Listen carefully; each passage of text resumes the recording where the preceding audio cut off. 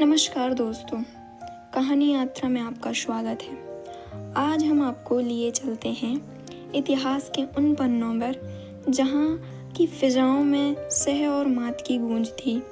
मुंशी प्रेमचंद्र की अमर कहानी शतरंज के खिलाड़ी के माध्यम से हम न केवल उस दौर के नवाब वाजिद अली शाह के लखनऊ की सैर करेंगे, बल्कि यह भी समझेंगे कि कैसे व्यक्तिगत शौक और विलासिता में डूबा समाज अपनों के बीच में ही शतरंज के मोहरों की तरह इस्तेमाल होता है।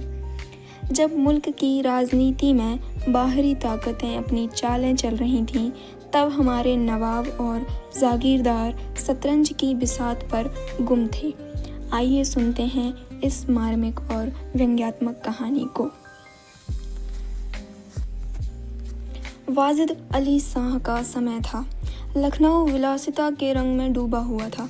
छोटे बड़े, गरीब अमीर सभी विलासिता में डूबे हुए थे। कोई नृत्य और गान की मजलिस सजाता था तो कोई अफीम की पिनक में ही मजे लेता था। जीवन के प्रत्येक विभाग में आमोद प्रमोद का प्राधान्य था। शासन विभाग में, साहित्य क्षेत्र में, सामाजिक अवस्था में, कला कौशल में, औद्योगिक धंधों में, आहार व्यवहार में सर्वत्र विलासिता व्याप्त हो रही थी। राज कर्मचारी विषय वासना में, कविगण प्रेम और विरह के वर्णन में, कारीगर कला बतू में और चिकन बनाने में, व्यवसायी सुरमे में, इत्र मिश्री और उबटन का रोजगार करने में लिप्त थे। सभी की आंखों में विलासिता का मद छाया हुआ था। संसार में क्या हो रहा है इसकी किसी को खबर ना थी। बटेरे लड़ रहे थे, तीतरों की लड़ाई के लिए पाली बधी जा रही थी। कहीं चौसर बिछी हुई है, पौ 12 का शोर मचा हुआ है, कहीं शतरंज का घोर संग्राम छिड़ा हुआ है। राजा से लेकर रंक तक इसी धुन में मस्त थे। यहाँ तक कि फकीरों को पैसे मिलते तो वे रोटियां न लेकर अफीम खाते या मादक पीते। शतरंज, ताश, गंजीफा खेलने से बुद्धि तीव्र होती है, विचार शक्ति का विकास होता है, पेचीदा मामलों को सुलझाने की आदत पड़ती है। ये दलीलें जोरों के साथ पेश की जाती थीं। इस संप्रदाय के लोगों से दुनिया अब भी खाली नहीं है।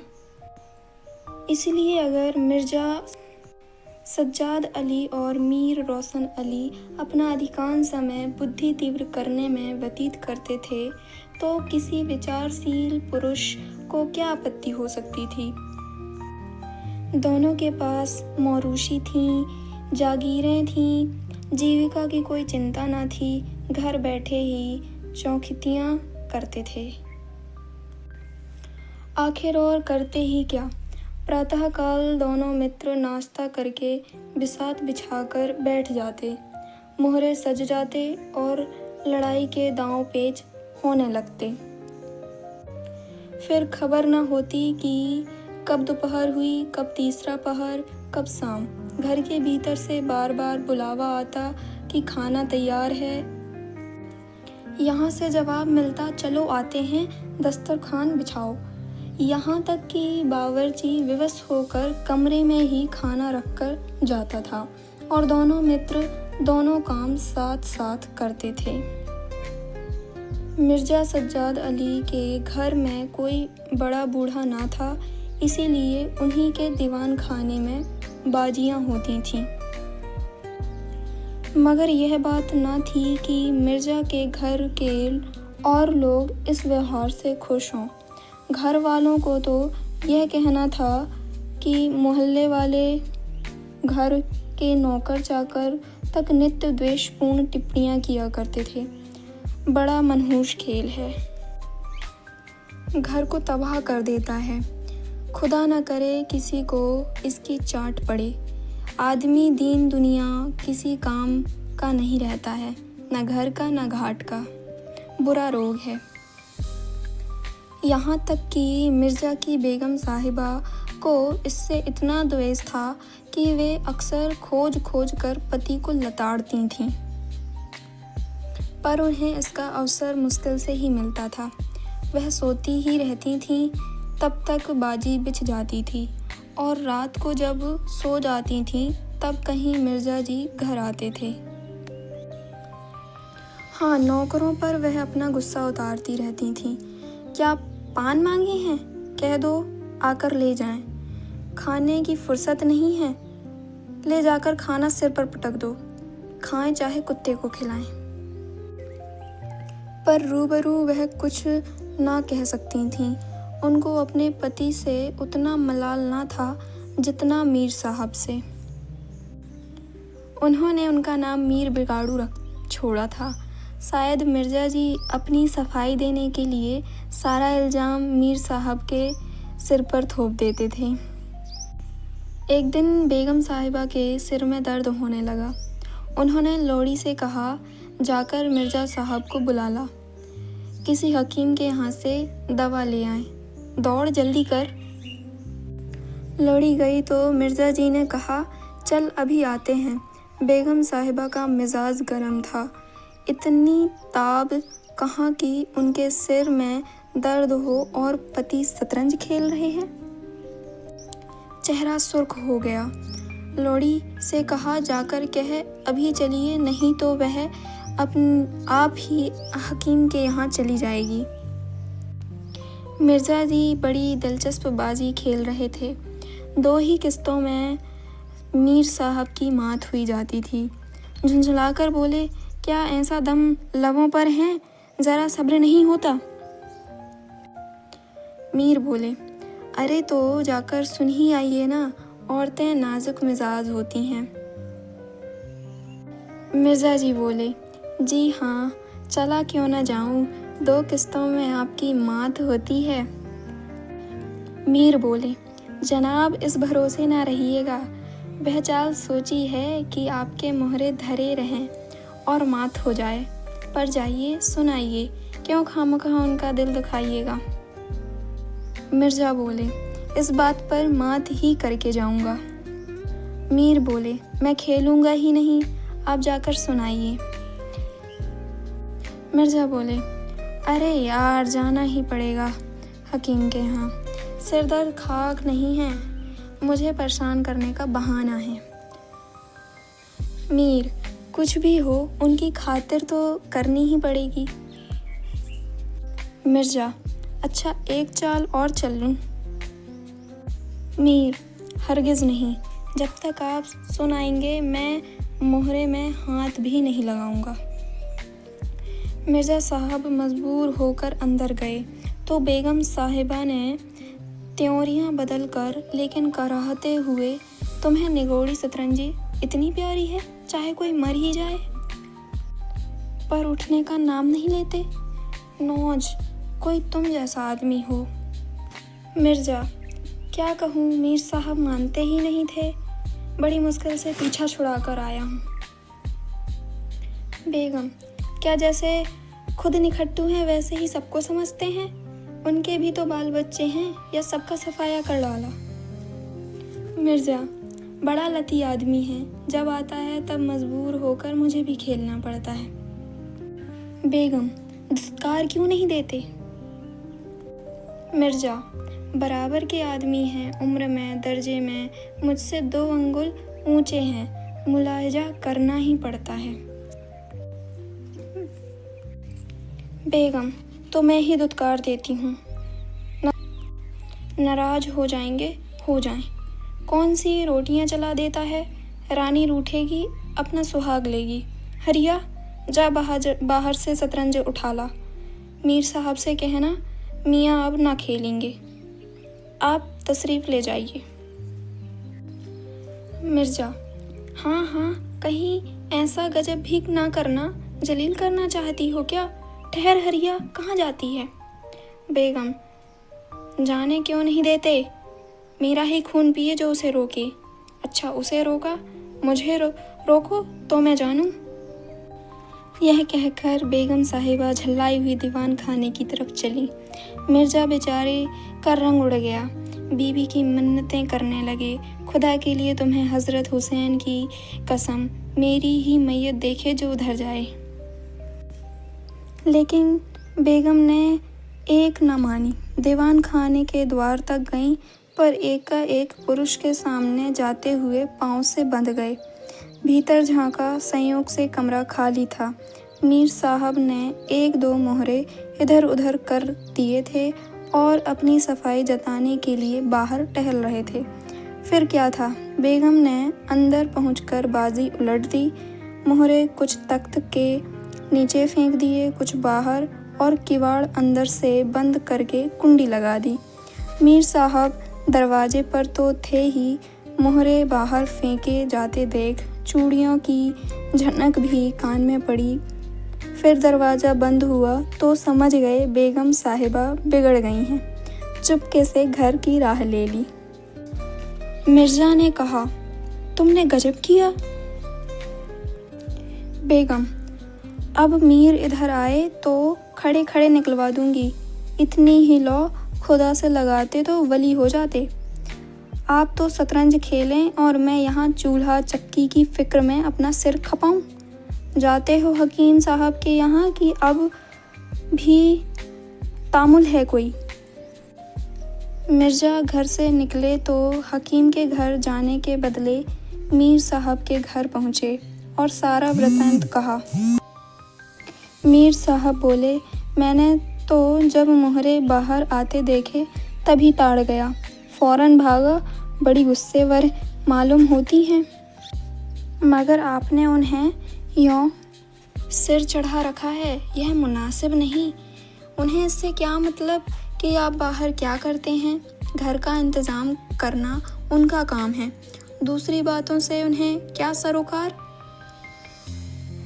मिर्ज़ा, खैर यह तो बताइए, अब कहाँ जमाव होगा? मीर, इसका क्या गम, इतना बड़ा घर पड़ा हुआ है, बस यहीं जमे। मिर्ज़ा, लेकिन बेगम साहिबा को कैसे मनाऊंगा? जब घर पर बैठा रहता था तब तो वह इतना बिगड़ती थी, यहाँ बैठक होगी तो शायद जिंदा ही नहीं छोड़ेगी। मीर, अजी बकने भी दीजिए, 2-4 रोज़ में आप ही ठीक हो जाएंगे। हाँ, आप इतना कीजिए कि आज से ज़रा तन जाइए। मीर साहब की बेगम किसी अज्ञात कारण से मीर साहब का घर से दूर रहना ही उपयुक्त समझती थीं। इसीलिए वह शतरंज प्रेम की कभी आलोचना न करती थी, बल्कि कभी कभी मीर साहब को देर हो जाती तो याद दिला देती थी। इन कारणों से मीर साहब को भ्रम हो गया था कि मेरी स्त्री अत्यंत विनयशील और गंभीर है। लेकिन जब दीवान खाने में बिसात बिछने लगी और मीर साहब दिन भर घर में रहने लगे तो बेगम साहिबा को बड़ा कष्ट होने लगा। उनकी स्वाधीनता में बाधा पड़ गई। दिन भर दरवाजे पर झांकने को तरस जाती थीं। उधर नौकरों में भी कानाफूसी होने लगी। अब तक दिन भर पड़े पड़े मक्खियाँ मारा करते थे। घर में कोई आए कोई जाए, उनसे कुछ मतलब ना था। 8 पहर की धौंस हो गई। कभी पान लाने का हुक्म, कभी मिठाई का, और हुक्का तो किसी प्रेमी के हृदय की भांति नित्य जलता ही रहता। वे बेगम साहब से जाकर कहते, हुजूर मियाँ की शतरंज तो हमारे जी का जंजाल हो गई। दिन भर दौड़ते दौड़ते पैरों में छाले पड़ गए। यह भी कोई खेल है कि सुबह को बैठे तो शाम कर दी। घड़ी आध घड़ी दिल बहलाव के लिए खेलना बहुत है। खैर, हमें तो कोई शिकायत नहीं है हुजूर के गुलाम हैं, जो हुक्म होगा बजा ही लाएंगे। मगर ये खेल मनहूस है, इसका खेलना कभी पनपता नहीं है। घर पर कोई ना कोई आफत ज़रूर आती है। यहाँ तक कि एक के पीछे मोहल्ले के मोहल्ले तबाह होते देखे हैं। सारे मोहल्ले में यही चर्चा होती है, हुजूर का नमक खाते हैं। अपने आका की बुराई सुन सुनकर रंज होता है, मगर क्या करें, इस पर बेगम कहती हैं, मैं तो खुद इसको पसंद नहीं करती, पर वह किसी की सुनते ही नहीं, क्या किया जाए। मोहल्ले में भी 2-4 पुराने ज़माने के लोग थे, आपस में भांति भांति के अमंगल की कल्पना करने लगे। अब खैरियत नहीं, जब हमारे रईसों का यह हाल है तो मुल्क का खुदा ही हाफिज होगा। यह बादशाहत शतरंज के हाथों तबाह होगी, आसार बुरे हैं। राज्य में हाहाकार मचा हुआ था, प्रजा दिन दहाड़े लूटी जाती थी, कोई फरियाद सुनने वाला न था। देहातों की सारी दौलत लखनऊ में खींची आती थी और वह वेश्याओं में, भाड़ों में और विलासिता के अन्य अंगों की पूर्ति में उड़ जाती थी। अंग्रेज कंपनी का ऋण दिन दिन बढ़ता जाता था। कमली दिन दिन भीग कर भारी होती जाती थी। देश में सुव्यवस्था न होने के कारण वार्षिक कर भी वसूल न होता था। रेजिडेंट बार बार चेतावनी देता था, पर यहाँ तो लोग विलासिता के नशे में चूर थे, किसी के कानों पर जूं न रेंगती थी। खैर, मीर साहब के दीवान खाने में शतरंज होते कई महीने गुजर गए। नए नए नक्शे हल किए जाते, नए नए किले बनाए जाते, नित्य नए व्यूह रचना होती। कभी कभी खेलते खेलते झोड़ हो जाती, तू मैं तक की नौबत आ जाती, पर शीघ्र ही दोनों मित्रों में मेल हो जाता। कभी कभी ऐसा भी होता कि बाजी उठा दी जाती, मिर्जा जी रूठ कर अपने घर चले जाते, मीर साहब अपने घर में जाकर बैठते। रात भर की निद्रा के साथ सारा मनोमालिन्य समाप्त हो जाता। प्रातःकाल दोनों मित्र दीवान खाने में आ पहुंचते थे। एक दिन दोनों मित्र बैठे हुए शतरंज की दलदल में गोते खा रहे थे कि इतने में घोड़े पर सवार एक बादशाही फौज का अफसर मीर साहब का नाम पूछता हुआ आ पहुंचा।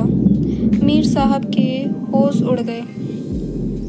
यह क्या बला सिर पर आई, यह तबली किस लिए है?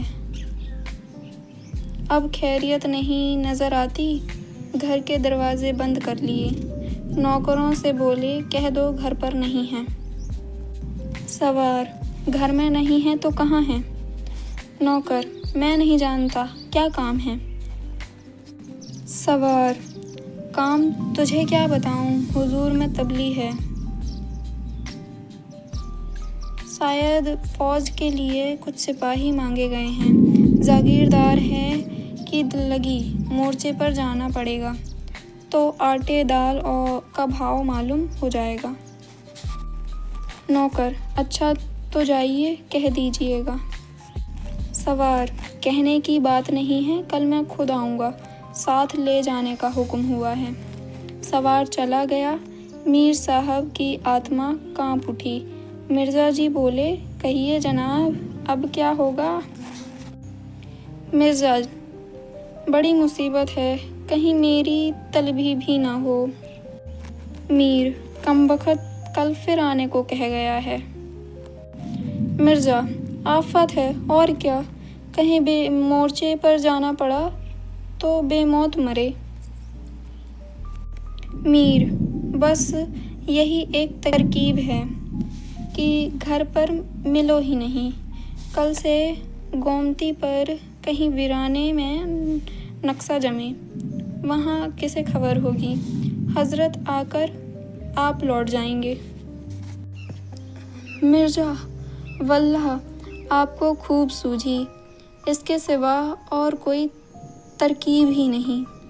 इधर मीर साहब की बेगम उस सवार से कह रही थी, तुम खूब धाता बताया। उसने जवाब दिया, ऐसे गवादियों को चुटकियों पर नचाता हूँ। इनकी सारी अकल और हिम्मत तो शतरंज ने चर ली, अब भूलकर भी घर पर ना रहेंगे। दूसरे दिन दोनों मित्र मुँह अंधेरे घर से निकल खड़े होते। बगल में एक छोटी सी दरी दबाए, डिब्बे में गिलोरियाँ भरे, गोमती पार की एक पुरानी वीरान मस्जिद में चले जाते, जिसे शायद नवाब असफुद्दौला ने बनवाया था। रास्ते में तम्बाकू, चिलम और मदरिया ले लेते और मस्जिद में पहुंच दरी बिछा हुक्का भर शतरंज खेलने बैठ जाते थे। फिर उन्हें दीन दुनिया की फिक्र नहीं रहती थी कि शत सह आदि दो एक शब्दों के सिवा उनके मुंह से और कोई वाक्य नहीं निकलता था। कोई योगी भी समाधि में इतना एकाग्र ना होता होगा। दोपहर को जब भूख मालूम होती तो दोनों मित्र किसी नान बाई की दुकान पर जाकर खाना खाते और एक चिलम हुक्का पीकर फिर संग्राम क्षेत्र में डट जाते। कभी कभी तो उन्हें भोजन का भी ख्याल ना रहता था। इधर देश की राजनीतिक दशा भयंकर होती जा रही थी। कंपनी की फौजें लखनऊ की तरफ बढ़ती चली आती थीं। शहर में हलचल मची हुई थी। लोग बाल बच्चों को लेकर देहात में भाग रहे थे, पर हमारे दोनों खिलाड़ियों को इसकी ज़रा भी फिक्र नहीं थी। वे घर से आते तो गलियों में होकर डर था कि कहीं किसी बादशाही मुलाजिम की निगाह ना पड़ जाए तो बेगार में पकड़ जाएं। 1000 रुपये सालाना की जागीर मुफ्त ही हजम करना चाहते थे। एक दिन दोनों मित्र मस्जिद के खंडर पर बैठे हुए शतरंज खेल रहे थे। मिर्ज़ा की कुछ बाजी कमज़ोर थीं। मीर साहब उन्हें किसत पर किसत देते जा रहे थे। इतने में कंपनी के सैनिक आते हुए दिखाई दिए। वह गोरों की फौज थी जो लखनऊ पर अधिकार जमाने के लिए आ रही थी। मीर साहब बोले, अंग्रेजी फौज आ रही है, खुदा खैर करे। मिर्ज़ा, आने दीजिए, किसत बचाइए, यह किसत। मीर, जरा देखना चाहिए, यहीं आड़ में खड़े हो जाएं। मिर्ज़ा, देख लीजिएगा, जल्दी क्या है, फिर किसत। मीर, तोफखाना भी हैं, कोई 5000 आदमी होंगे। कैसे कैसे जवान हैं, लाल बंदरों के से मुँह, सूरत देखकर खौफ मालूम होता है। मिर्ज़ा, जनाब हिले न कीजिए, यह चकमे किसी और को दीजिएगा, यह किसत। मीर, आप भी अजीब आदमी हैं। यहाँ तो शहर पर आफत आई हुई है और आप किसत ही सूझी है। कुछ इसकी भी खबर है कि शहर घिर गया तो घर कैसे चलेंगे। मिर्ज़ा, जब घर चलाने का वक्त आएगा तब देखा जाएगा, यह किसत। बस अब की सह में मात है। फौज निकल गई। 10 बजे का समय था। फिर बाजी बिछ गई। मिर्ज़ा बोले, आज खाने की कैसे ठहरेगी। मीर, अजी आज तो रोज़ा है, क्या आपको ज़्यादा भूख मालूम होती है। मिर्ज़ा, जी नहीं, शहर में ना जाने क्या हो रहा है। मीर, शहर में कुछ ना हो रहा होगा, लोग खाना खाकर सो रहे होंगे। हुजूर नवाब साहब भी ऐसगाह होंगे। दोनों सज्जन फिर जो खेलने बैठे तो 3 बज गए। अब की मिर्ज़ा जी की बाजी कमज़ोर थी।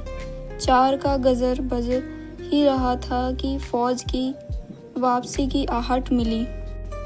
नवाब वाजिद अली पकड़ लिए गए थे और सेना उन्हें किसी अज्ञात स्थान को लिए जा रही थी।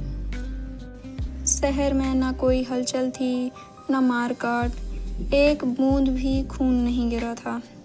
आज तक किसी स्वाधीन देश के राजा की पराजय इतनी शांति से इस तरह खून बहे बिना नहीं हुई होगी। यह वह अहिंसा न थी जिस पर देवगण प्रसन्न होते थे।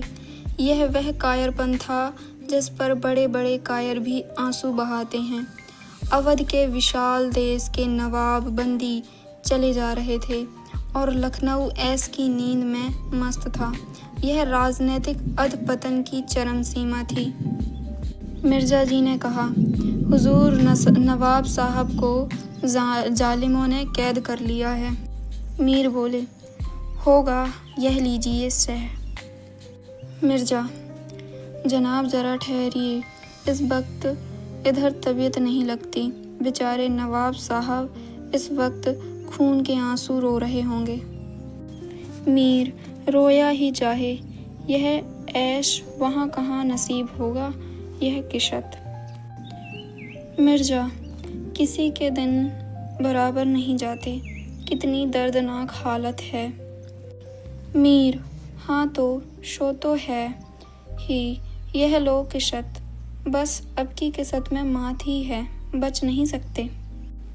मिर्ज़ा, खुदा की कसम आप बड़े बेदर्द हैं, इतना बड़ा हादसा देखकर भी आपको दुख नहीं होता।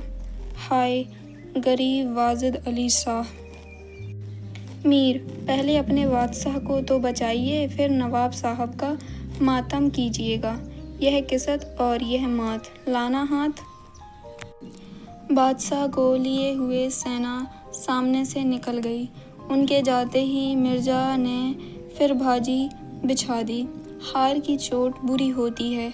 मीर ने कहा, आइए नवाब साहब के मातम में एक मरशिया कह डालें। लेकिन मिर्ज़ा की राजभक्ति अपनी हार के साथ लुप्त हो चुकी थी। वह हार का बदला चुकाने के लिए अधीर हो रहे थे।